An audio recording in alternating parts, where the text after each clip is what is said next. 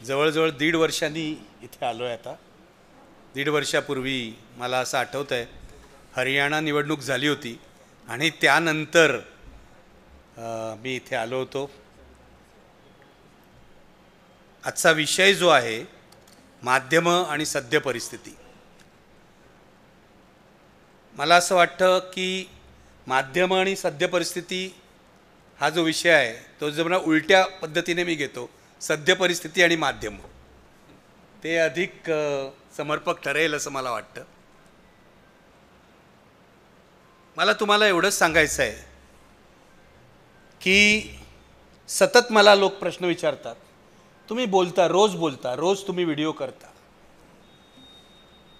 या बोलण्याचा उपयोग काय होतो? प्रश्न लोकांचा असतो आणि तो अतिशय योग्य प्रश्न आहे की या बोलण्याचा उपयोग काय होतो? परिस्थिती तर बिघडत चाललेली आहे, अधिकाधिक वाईट होते परिस्थिती. मी त्यांना इतकंच सांगतो की ज्यांच्याकडे म्हणून आवाज आहे आणि आत्मा आहे त्यांनी बोलत राहिलं पाहिजे, त्यांनी सत्य सांगण्याचा प्रयत्न केला पाहिजे. आजची जी परिस्थिती आहे त्यामध्ये पहिला घाला जो पडलेला आहे तो या सत्यावरच पडलेला आहे. त्यामुळे आपली लढाई जी आहे ती सत्याच्या संरक्षणाची लढाई आहे. आपण फार मोठं काही करतो आहोत असं मला वाटत नाही. आपण एक मूलभूत कर्तव्य जे आहे नागरिक म्हणून आपलं, किंवा मी पत्रकार, व्यावसायिक म्हणून पत्रकार म्हणून ते करतो आहोत. आपणही बोलणं बंद केलं तर ही जी परिस्थिती आहे, जी 10-20% बरी परिस्थिती उरलेली आहे, तीही उरणार नाही हे लक्षात घ्या. आशा संपून जाईल. म्हणून ही जर आशा जिवंत ठेवायची असेल, मला माहिती आहे या देशातली लोकशाही अर्धमेली झालेली आहे. टाईम मॅगझिनने अलीकडेच जो लेख लिहिलेला आहे त्याच्यामध्ये असं म्हटलेलं आहे की भारतीय लोकशाहीचं अंधारयुग सुरू आहे. मला प्रश्न हा पडतो नेहमी की टाईम मॅगझिनला कळतं आहे भारतीय लोकशाहीचं अंधारयुग सुरू आहे, तिथे न्यूयॉर्क टाइम्सला कळतं आहे भारतात काय चाललेलं आहे, BBC-ला कळतं आहे भारतात काय चाललं आहे. गंमत म्हणजे आमच्या भारतीय माध्यमांना कळत नाही आहे. ही सगळ्यात दुर्दैवाची परिस्थिती आहे. मी लक्षात घ्या, 10 वर्ष म्हणजे 2014 ते आजपर्यंत 11 वर्ष, खरं तर 11 वर्ष आपण बघतोय. म्हणजे मी तुम्हाला खरंच सांगतो, पत्रकार म्हणून किंवा नागरिक म्हणून सुद्धा 2014 पूर्वीचं या देशातलं जे सरकार होतं ते आमच्या अपेक्षांप्रमाणे सरकार आहे असं मला कधीच वाटलं नव्हतं.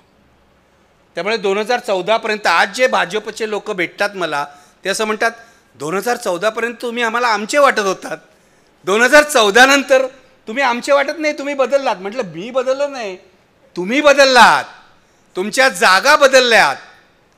तुम्ही विरोधी पक्षात होतात, तुम्ही सत्तेत गेलात आणि आम्ही मीडिया, माध्यमं हा कायमचा विरोधी पक्ष आहे, ते काम आम्ही करतो आहे. 14 पूर्वी जे सरकार होतं, काँग्रेस असो किंवा कोणाचंही असो, त्यावर अंकुश ठेवण्याचं काम आम्ही करत होतो. 14 नंतर जे सरकार आहे त्यावरही अंकुश ठेवण्याचं काम आम्ही करावं अशी अपेक्षा आहे. वाईट गोष्ट ही की आमच्या हातातला अंकुशच कोणीतरी काढून घेतं आहे, ही दुर्दैवाची गोष्ट आहे, लक्षात घ्या. पण मला असं वाटतं गेल्या 10 वर्षात ज्या गोष्टी घडल्या, म्हणजे नरेंद्र मोदी जेव्हा सत्तेत आले, माझी काही त्यांच्याकडून फार अपेक्षा नव्हती. माझी एवढीच अपेक्षा होती की जरी भारतीय जनता पक्ष हा माझ्या विचारांचा पक्ष नसला, मी ज्या विचारांवर विश्वास ठेवतो, माझी ज्या विचारांवर श्रद्धा आहे, जो माझा गांधी आंबेडकरांचा मार्ग आहे, तो मानणारं हे सरकार नाही आहे, हे मला मान्य आहे.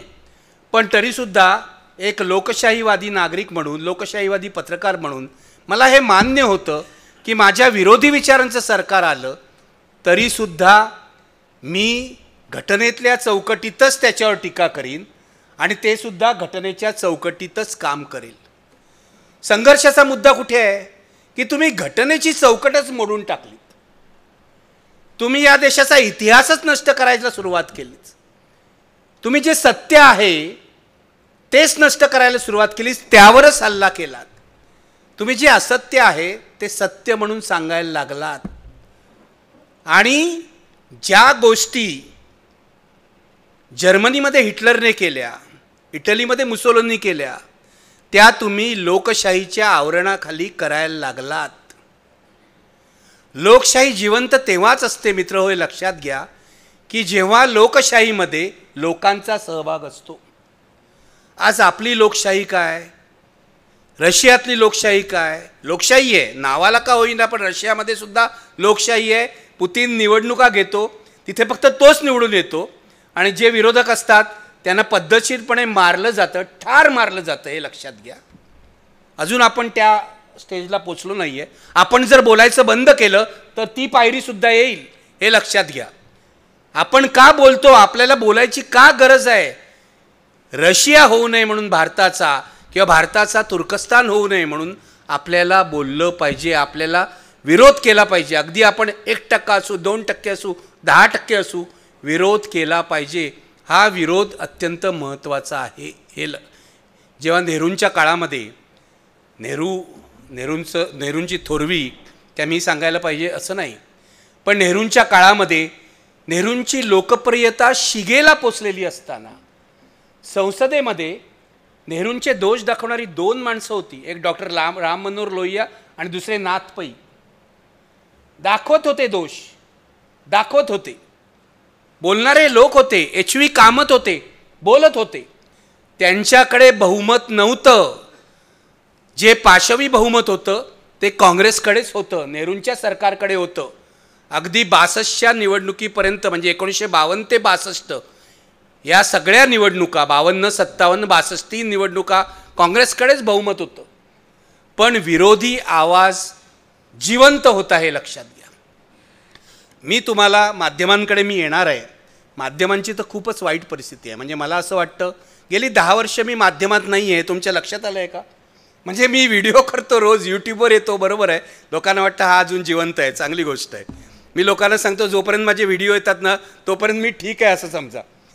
पण माझ्या असं लक्षात येतं आहे, कधीतरी मला हायसं वाटतं की 2014 नंतर, तुम्हाला माहिती आहे पूर्वी मी माझ्या भाषणातही सांगितलं आहे की 2014 नंतर मोदी सत्तेवर आले आणि आम्ही मेनस्ट्रीम पत्रकारितेतून बाहेर गेलो. आम्ही म्हणजे अनेक लोक, सिद्धार्थ वरदराजन गेले, हिंदूचे संपादक होते, अनेक लोक देशामध्ये. पहिल्यांदा मोदींनी जो बळी घेतला तो आमच्या नेटवर्कचा घेतला. IBN लोकमत हे आमचं चॅनल होतं, पण TV18 CNBC TV18 हे आमचं नेटवर्क होतं आणि देशातलं सगळ्यात प्रभावी नेटवर्क होतं, हे लक्षात घ्या. सगळ्यात प्रभावी नेटवर्क होतं. म्हणजे टाइम्स ऑफ इंडिया हा देशातला सगळ्यात जुना पेपर होता, पण ह्या पेपरकडे सुद्धा टेलिव्हिजनची पॉवर नव्हती.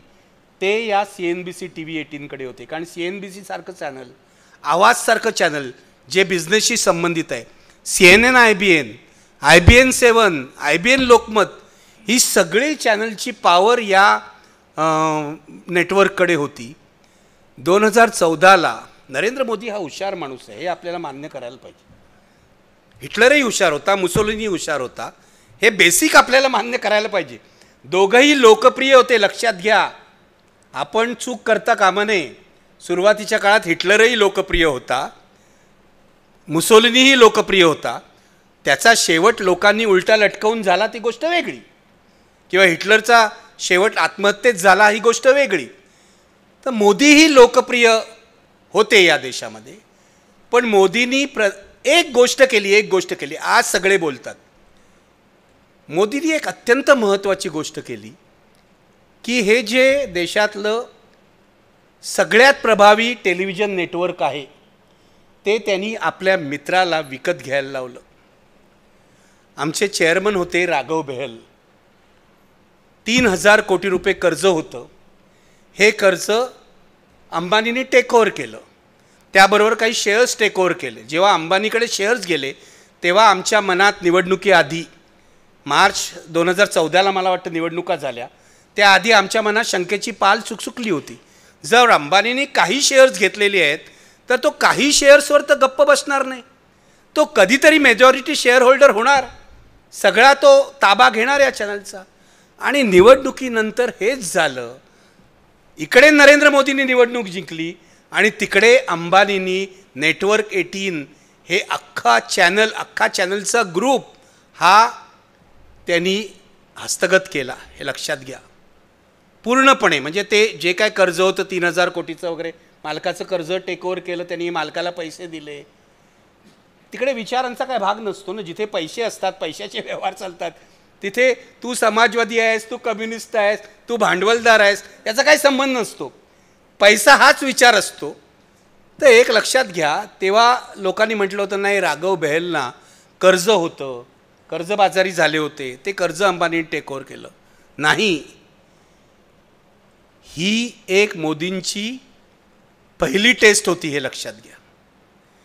देशातलं सगळ्यात मोठं नेटवर्क अंबानींनी टेक ओव्हर केलं आणि तिथे हिंदूमध्ये सिद्धार्थ वरदराजांना निवडणुकीआधीच मोदींच्या सभेचा फोटो पहिल्या पानावर छापला नाही म्हणून राजीनामा द्यायला लागला होता. बाहेर हिंदूसारख्या वृत्तपत्रामध्ये राजीनामा द्यावा लागला होता. हे निवडणुकीआधी. इथे तर अख्खच्या अख्खं नेटवर्क टेक ओव्हर केलं.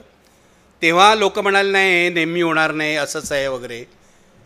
एक तर तुम्ही शरण या. मेसेज काय होता नरेंद्र मोदी आणि अंबानी युतीचा? तुम्ही शरण या. शरण नाही आलात तर आम्ही तुम्हाला खिशात टाकू. अर्थसत्तेच्या जोरावर. अर्थसत्ताही तुम्हाला नसेल तर ईडी CBI वगैरे आहे. हा मेसेज होता 2014 साली पहिला.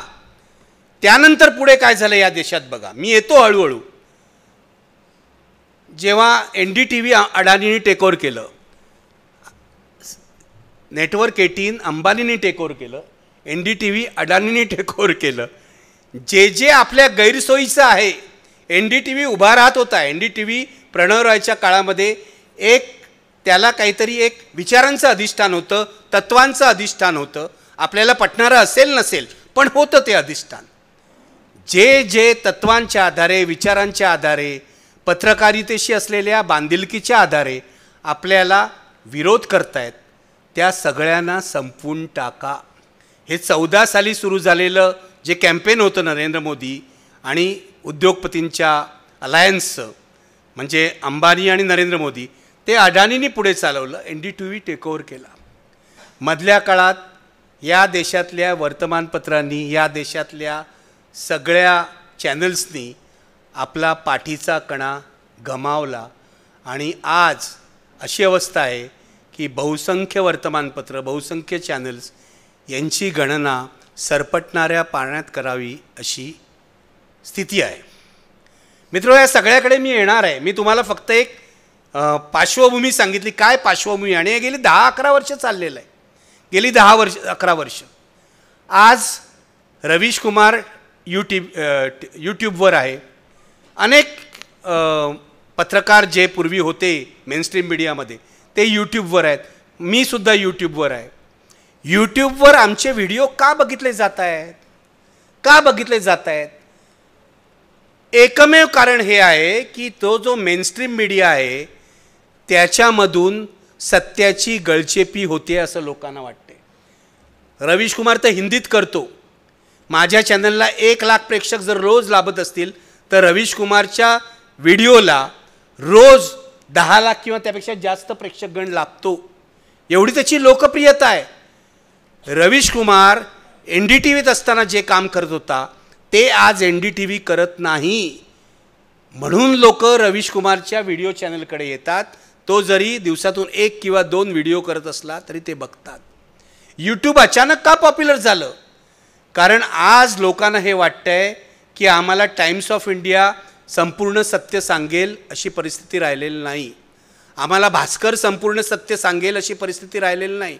मग आम्ही यूट्यूबकडे जाऊ जिथे निदान काही विश्वासार्ह पत्रकार आहेत जे सत्य सांगण्याचं काम करतील.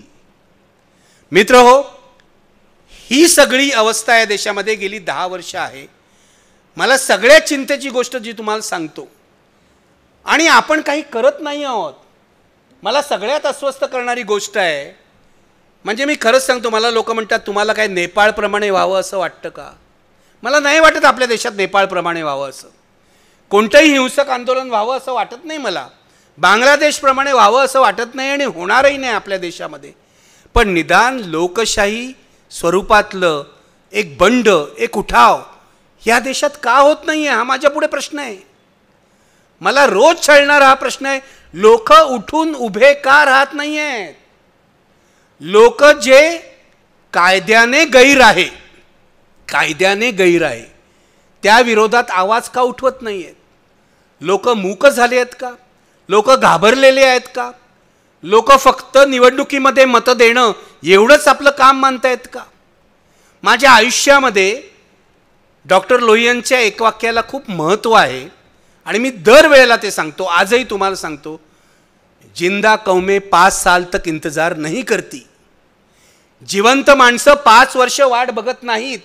5 वर्षात आपलं सरकार काय करतं, ते कायद्याप्रमाणे वागतं का, ते लोकशाहीप्रमाणे वागतं का, ते घटनेच्या चौकटीमध्ये कारभार करतं का, यावर जागरूक नागरिक लक्ष ठेवतात. आणि माझ्या मते हा जागरूक नागरिक जो आहे तो एक तर भ्रमात आहे, तो झोपलेला आहे किंवा तो घाबरलेला आहे, असं म्हणण्याशिवाय काही गत्यंतर नाही आहे. मला तुमच्यासमोर एक गंभीर गोष्ट मांडायची आज. पुढे अनेक विषय येतील, पण आज पहिली गंभीर गोष्ट मला मांडायची आहे की 1952 पासून आजपर्यंत निवडणूक आयोगाची स्थापना 1952ला झाली आणि 1952च्या निवडणुकीत पहिल्यांदा निवडणूक आयोगाने काम केलं, तेव्हा त्यांची खूप स्तुती झाली होती. 1952 पासून आजपर्यंत, म्हणजे मी तुम्हाला सांगतो, हरियाणाच्या निवडणुकीपर्यंत गेल्या वर्ष 1.5 वर्षापर्यंत आपण निवडणूक आयोग या संस्थेवर विश्वास ठेवत होतो, किंबहुना आंधळा विश्वास ठेवत होतो. निवडणूक आयोग करप्ट होणार नाही, निवडणूक आयोग भ्रष्ट होणार नाही, इथले अधिकारी निदान लोकशाहीचं संरक्षण करतील, घटनेप्रमाणे वागतील, अशी आपली अपेक्षा होती. तुमच्या हे लक्षात आलं आहे का की 1952 पासून आजपर्यंत निवडणूक आयोगावर आरोप झाले होते, नाही असं नाही. EVM संदर्भात आरोप झाले, पक्षपाताचे आरोप झाले. काँग्रेसच्या सरकारने जेव्हा नवीन चावलांना निवडणूक आयुक्त नेमलं तेव्हा हा काँग्रेसचा माणूस आहे असे आरोप झाले. पण नवीन चावलांनी सूत्र घेतल्यानंतर जे काम केलं त्यामध्ये हे आरोप विरून गेले, हे लक्षात घ्या. 1952 पासून आजपर्यंत मला दुःख या गोष्टीचं होतं की या देशातल्या जनतेला याची जाणीव का नाही आहे. 1952 ते 2025 पर्यंत निवडणूक आयोगावर क्रिमिनल कॉन्स्पिरसीचा आरोप कधी झाला नव्हता. गुन्हेगारी स्वरूपाचं कारस्थान तुम्ही करताय असा आरोप कधी झाला नव्हता. आणि हा आरोप जवळजवळ सिद्ध होण्याच्या मार्गावर आहे. निवडणूक आयोग म्हणजे मी तुम्हाला सांगतो, टाइम मॅगझिनने जे म्हटलं लोकशाहीचं अंधारयुग आहे. माझं तर म्हणणं या देशातली लोकशाही ही ICU मध्ये आहे, अर्धमेली झालेली आहे. ताबडतोब तिच्यासाठी आपण नागरिकांनी काही नाही केलं तर ही लोकशाही मरणारच आहे. कारण नागरिकांच्या सहभागानेच लोकशाही जिवंत राहते, हे लक्षात घ्या. निवडणूक आयोगावर क्रिमिनल कॉन्स्पिरसीचा आरोप हा पहिल्यांदा होतोय आणि एरवी आम्ही त्यांच्यावर विश्वास ठेवला नसता. EVM वर पण आरोप झाले. EVM विषयी अजूनही संशय आहे. अनेक तज्ज्ञ सांगतात संशय आहे, अमुक आहे, तमुक आहे. तरीसुद्धा आपण निवडणूक आयोगावर विश्वास ठेवला होता, जरी त्याविषयी संशय होता तरीसुद्धा. पण मी तुम्हाला हे गंभीरपणे अशासाठी सांगतोय की राहुल गांधींनी 7 ऑगस्टपासून ज्या पत्रकार परिषदा 3 घेतल्या, 7 ऑगस्ट, 18 सप्टेंबर आणि परवा 5 नोव्हेंबर, 3 पत्रकार परिषदा घेतल्या. या तुम्ही बारकाईने बघितल्या आहेत का? तुम्ही राहुल गांधीचे समर्थक असा नसा, तुम्ही त्यांचे विरोधक असा, तुम्हाला राहुल गांधी आवडत असतील नसतील, पण एक माणूस काहीतरी पत्रकार परिषद घेऊन तुमच्यासमोर कोणत्याही राजकीय नेत्यांनी न केलेलं एक प्रेझेंटेशन करतोय. भारतातल्या कोणत्या राजकीय नेत्यांनी असं प्रेझेंटेशन केलं आहे? मी काय राहुल गांधींचा चाहता नाही. राहुल गांधींवर मी टीका केलेली आहे. घराणेशाहीला माझा पूर्वीपासून विरोध आहे, तुमच्या सगळ्यांचा असेल तसा किंवा तुमच्यापैकी बहुसंख्यांचा असेल तसा. पण राहुल गांधी जे सांगत होते ते खूप गंभीरपणे या देशाने घ्यायची गरज होती आहे आणि हा देश गंभीरपणे घेत नाही आहे. मला आज तुम्हाला सांगायचं आहे, लोकशाही आपली ICUमध्ये आहे. ती किती दिवस जगणार आहे हे या सगळ्या प्रकरणावरून ठरेल, हे लक्षात घ्या. जोपर्यंत नागरिक हस्तक्षेप करत नाही तोपर्यंत या प्रकरणात काही होणार नाही. मी तुम्हाला 3 पत्रकार परिषदेची उदाहरणं देतो. 7 ऑगस्ट, 18 सप्टेंबर आणि 5 नोव्हेंबर. 7 ऑगस्टच्या पत्रकार परिषदेमध्ये राहुल गांधींनी क्रिमिनल कॉन्स्पिरसीचा आरोप केला नव्हता.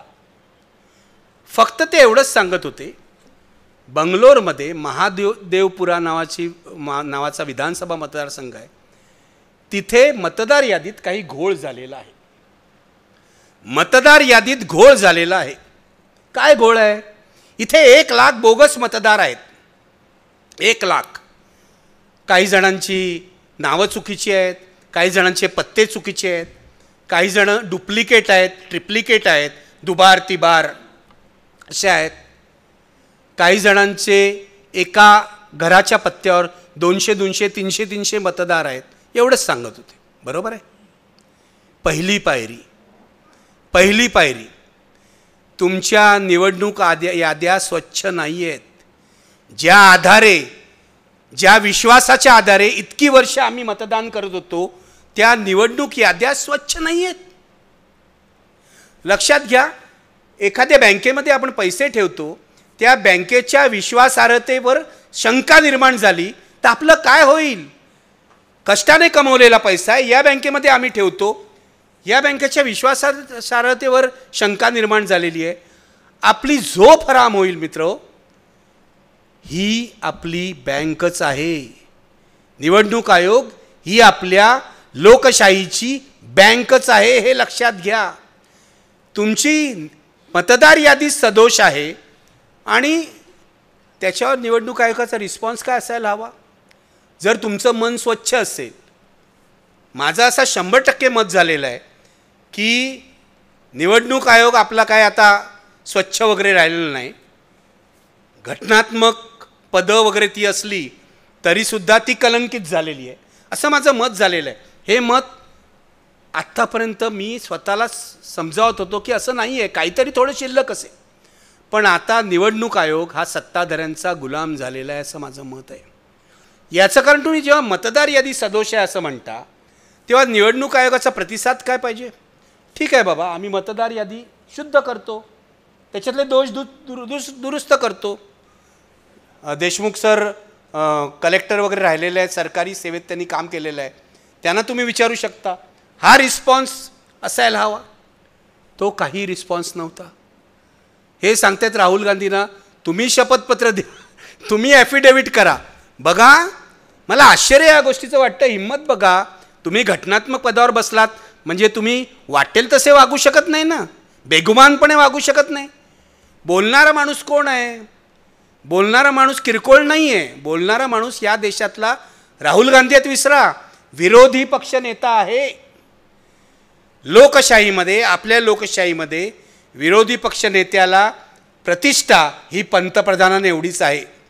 त्याला सुविधाही पंतप्रधानांच्याच मिळतात, हे लक्षात घ्या. त्याचं काम जरी वेगळं असलं तरी. तेव्हा विरोधी पक्ष नेता जर आरोप करतो आहे तर ते गांभीर्याने घेण्याऐवजी घटनात्मक पदावरचा माणूस जर म्हणतो आहे की आम्हाला याबाबत काहीच बोलायचं नाही, आणि नंतर खूप दिवसांनी, माझ्या मते जवळजवळ 10-12 दिवसांनी 17 ऑगस्टला त्यांनी पत्रकार परिषद घेतली आणि काहीही सांगितलं, आम्ही फुटेज का देत नाही वगैरे. खरं तर लक्षात घ्या, CCTV फुटेज स्टोअर करण्याचा नियम जुना होता, आत्ता तो बदलण्यात आला आहे. आत्ता निवडणूक आयोगाने घाईघाईत तो बदललेला आहे. माझा मुद्दा असा आहे, हरियाणाच्या निवडणुकीनंतरच हा नियम का बदलला गेला? का त्याच्या आधी गेला? आत्ताच का बदलला? 45 दिवसच ठेवायचं, कारण 45 दिवसात तुम्ही जाऊ शकता कोर्टामध्ये म्हणून. हा नियम का बदलला?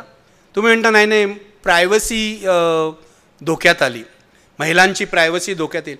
अरे त्या महिलांचे फोटो दाखवताना तुम्ही मतदान करताना प्रायव्हसी काय आहे त्याच्यामध्ये? काय आहे प्रायव्हसी? सिक्रेसी कशाबद्दल आहे? तुम्ही दिलेल्या मताबद्दल आहे. जोपर्यंत ते लोकांना दिसत नाही की आम्ही कुणाला मत दिलं, गुप्त मतदान आहे ना, ते मतदान आहे, हे सिक्रेट मतदान आहे, हे गुप्त मतदान आहे. तिथे प्रायव्हसी काय आहे? मतदान करणारा माणूस तर दिसतोय.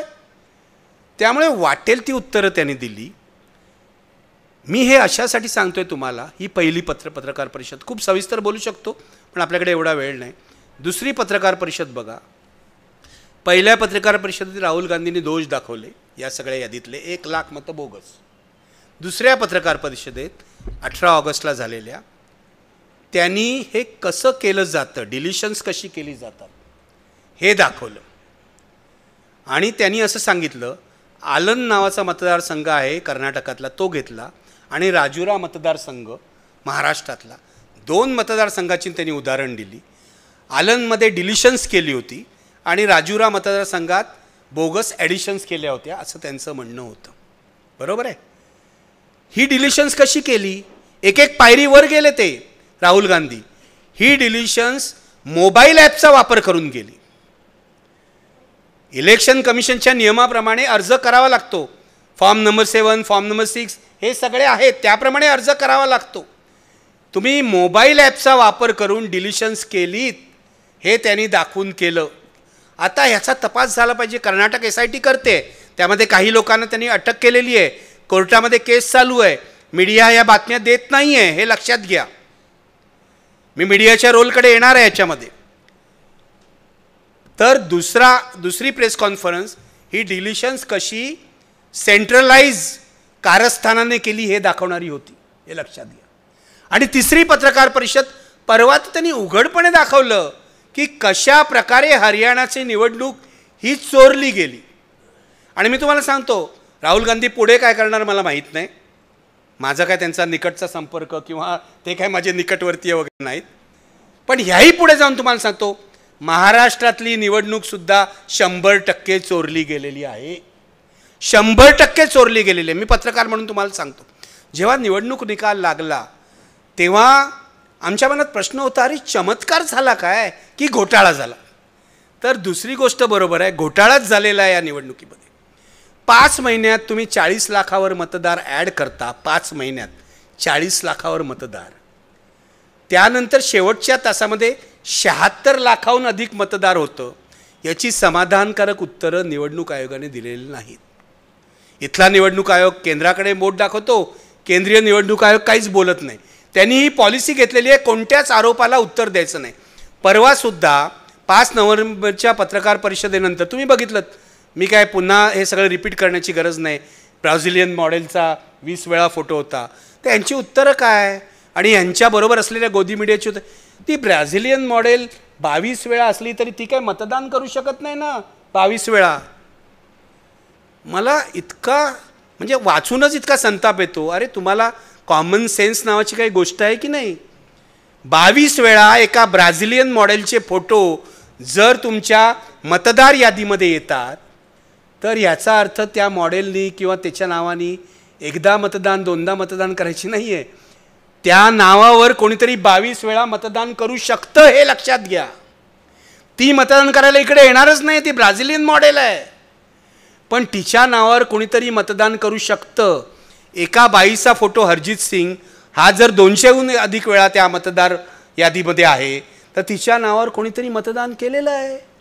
महाराष्ट्रात जे 40 लाख मतदार ॲड झाले 5 महिन्यात, निवडणूक आयोगाने आजपर्यंत आम्हाला सांगितलं ते कसे ॲड झाले. मी तुम्हाला फक्त एक उदाहरण देतो. तू वाचनात आहे की नाही मला माहीत नाही. न्यूज लॉन्ड्री नावाची एक अतिशय चांगली अशी वेबसाईट, वेब पोर्टल आहे ते न्यूज लॉन्ड्री.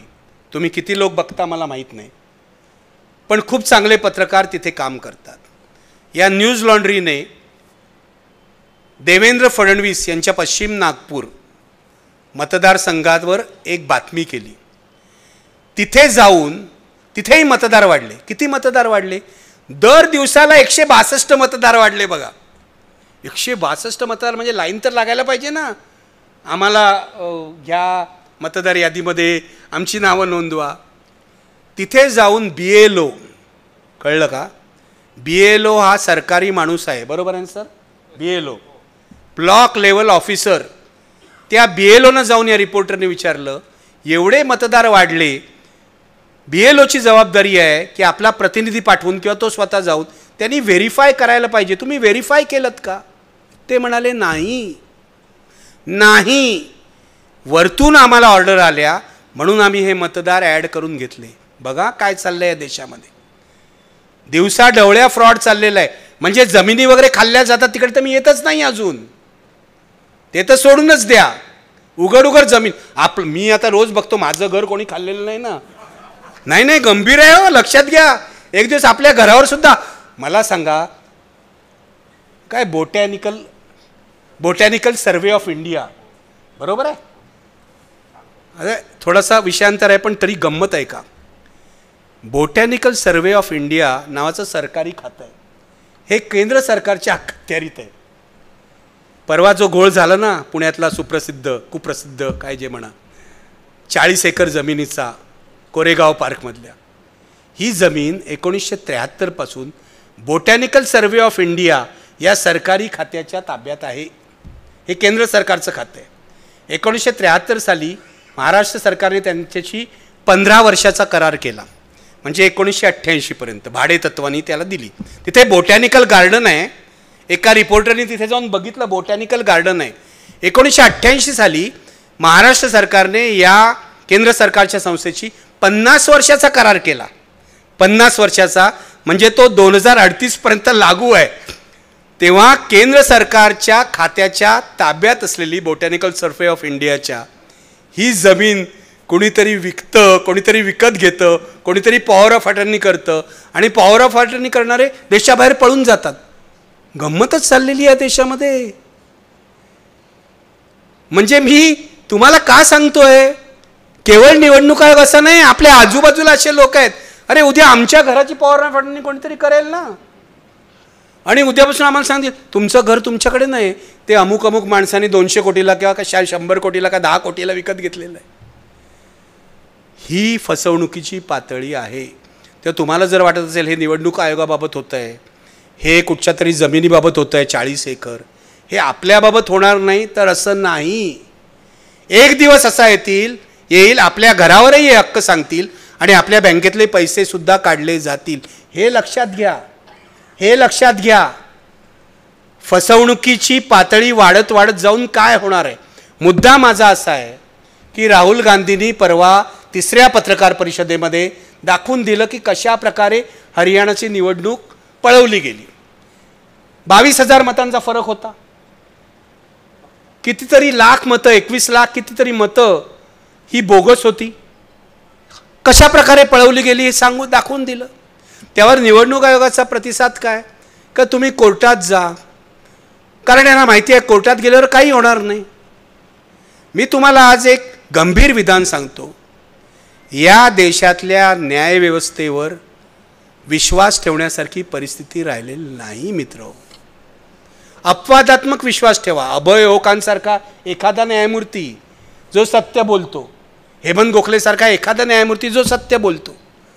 पण या देशातली अर्ध्याहून अधिक न्यायव्यवस्था ही सत्ताधाऱ्यांच्या मुठीमध्ये गेलेली आहे.